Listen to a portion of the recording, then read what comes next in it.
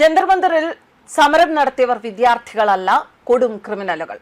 പ്രക്ഷോഭത്തിന് ശേഷം ഇനി എന്ത് എന്നതിന്റെ ഒരു വിലയിരുത്തൽ നടത്തുകയാണ് ജിതിൻ കെ ജേക്കബ് അദ്ദേഹത്തിന്റെ ഫേസ്ബുക്ക് പ്രൊഫൈലിലൂടെ.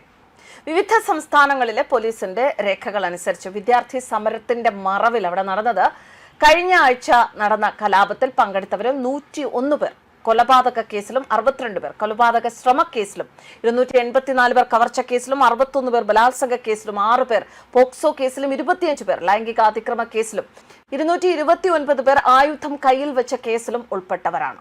പ്രക്ഷോഭത്തിൽ പങ്കെടുത്തവരിൽ 2873 പേർ ക്രിമിനൽ പശ്ചാത്തലമുള്ളവരാണ് എന്ന് ഫേഷ്യൽ സ്കാനിങ്ങിലൂടെ വ്യക്തമായത് ദില്ലി പോലീസ് ഔദ്യോഗികമായി തന്നെ അറിയിച്ചിട്ടുണ്ട്. ജീവിതത്തിൽ ഒരു വിദ്യാർത്ഥി സമരത്തിലെങ്കിലും പങ്കെടുത്തിട്ടുള്ള ഏതൊരാൾക്കും ഒരു സംശയവുമില്ലാതെ പറയാൻ സാധിക്കുന്ന ഒന്നാണ് ദില്ലിയിൽ കണ്ടതുപോലത്തെ കലാപം അഴിച്ചുവിടാൻ വിദ്യാർത്ഥികൾക്ക് ഒറ്റയ്ക്കാകില്ല എന്നത്. അവിടെ സമരം എന്ന പേരിൽ ഒത്തുകൂടിയതിൽ 90% കൊടും ക്രിമിനലുകളും സമരജീവികളും കലാപമുണ്ടാക്കാൻ ഗൾഫിൽ നിന്നുവരെ വന്ന പൊട്ടൻഷ്യൽ മത തീവ്രവാദികളും ആയിരുന്നു എന്നത് പുറത്തു വന്ന സ്ഥിതിക്ക് ഇനി മറ്റേതിറക്കുകയല്ലേ എന്ത് ഇരവാദം. ഇങ്ങനെയാണ് തന്റെ ഫേസ്ബുക്ക് കുറിപ്പിൽ ജിതിൻ കെ ജേക്കബ് കുറിച്ചിരിക്കുന്നത്. വളരെ വിശദമായ അതിനെക്കുറിച്ചുള്ള ബാക്കി കാര്യങ്ങൾ അദ്ദേഹം പറയുന്നുണ്ട്. കാരണം നമ്മൾ കാണുന്നുണ്ട്, ആദ്യം കേന്ദ്ര നേതൃത്വത്തിനെതിരെ ഒരുപാട് പരാമർശങ്ങളൊക്കെ നടത്തി ഇപ്പോൾ മാപ്പ് പറയുന്ന ഒരു കാലഘട്ടങ്ങളാണ്.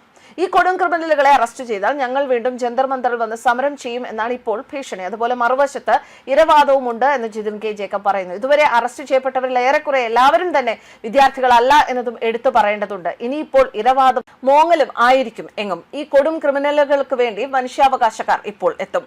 ഈന്തപ്പഴത്തിനും അണ്ടിപ്പരിപ്പിനും ഗൾഫിൽ പോയി കുനിഞ്ഞു നിൽക്കുന്ന മാപ്രകൾ അന്തിച്ചർച്ച നടത്തിയും എഡിറ്റോറിയൽ എഴുതിയും കരഞ്ഞുമെഴുകും. സർക്കാർ വാഗ്ദാനം ലംഘിച്ചു എന്ന് പറഞ്ഞാണ് മറ്റൊരു കരച്ചിൽ. ഇവറ്റകൾക്ക് ഇതിനെക്കുറിച്ച് വലിയ ഒന്നുമില്ല എന്ന് മനസ്സിലായി. സമരത്തിൽ പങ്കെടുത്തവർക്കെതിരെ കേസില്ല എന്നേ പറഞ്ഞുള്ളൂ. ആക്രമം അഴിച്ചുവിട്ടവരെ അടപടലം പൂട്ടും. അതാണ് രാജ്യമെങ്ങും ഇപ്പോൾ കാണുന്നത്. ഇനി സർക്കാർ കേസ് പിൻവലിച്ചാലും കോടതിയിൽ കേസ് ഫയൽ ചെയ്യാൻ ഒട്ടനവധി സംഘടനകളും വ്യക്തികളും മുന്നോട്ട് വരും. മറ്റൊരു രസകരമായ കാര്യം മാപ്പ് പറച്ചിൽ വീഡിയോകളുടെ പ്രളയമാണ്. കഴിഞ്ഞ ദിവസം വരെ വീരവാദവും തെറിവിളിയും അശ്ലീലവും പറഞ്ഞ് വൈറലായവർ ഇപ്പോൾ കരഞ്ഞു മെഴുകുകയാണ്. മെന്റൽ ടോർച്ചർ, ഡിപ്രഷൻ എന്നൊക്കെ പറഞ്ഞ് കരച്ചിൽ തന്നെ കരച്ചിൽ. ഗൾഫ് കേന്ദ്രീകരിച്ച് പ്രവർത്തിക്കുന്ന മലയാളി വ്യവസായികൾ അവരുടെ ജോലിക്കാരെ ദില്ലി കലാപത്തിൽ പങ്കെടുക്കാൻ ടിക്കറ്റ് എടുത്തു കൊടുത്ത് അയച്ചു എന്നതിൽ നിന്ന് തന്നെ മനസ്സിലാക്കാം ഈ കലാപത്തിന് ലഭിച്ച വിദേശ പിന്തുണ എന്നും ജിതിൻ കെ ജേക്കബ് കുറിക്കുന്നു. ഇന്ത്യയിൽ കലാപമുണ്ടാക്കാൻ ഗൾഫിൽ നിന്ന് വന്നവർ മറന്നുപോയൊരു കാര്യമുണ്ടെന്നും അദ്ദേഹം ഓർമ്മിപ്പിക്കുകയാണ്. ദില്ലിയിലേക്കുള്ള ടിക്കറ്റ് മാത്രമേ കമ്പനി മുതലാളിക്ക് നൽകാൻ സാധിക്കൂ. പാസ്പോർട്ട് ഇന്ത്യ ഗവൺമെന്റ് നൽകിയതാണ്. ഒരു വ്യക്തിക്ക് ഇത്തരം കാര്യങ്ങളിൽ പരാതി നൽകുന്നതിനും ഫോളോ അപ്പ് ചെയ്യുന്നതിനും പരിമിതികളുണ്ട്. പക്ഷെ ഒരു സംഘടനയ്ക്ക് അങ്ങനെ അല്ല എന്ന് വീണ്ടും ഓർമ്മിപ്പിക്കുന്നു. രാജ്യത്ത് കലാപമുണ്ടാക്കിയ വിഷയമാണ്, നിസ്സംഗത വെടിയൂ എന്നേ പറയാനുള്ളൂ. എന്തായാലും കലാപം കഴിഞ്ഞു, ഇനി ഇരവാദത്തിന്റെ നാളുകളാണ്. 2873 കൊടും ക്രിമിനലുകളുടെ മനുഷ്യാവകാശവും പറഞ്ഞുള്ള മോങ്ങൽ നടക്കട്ടെ.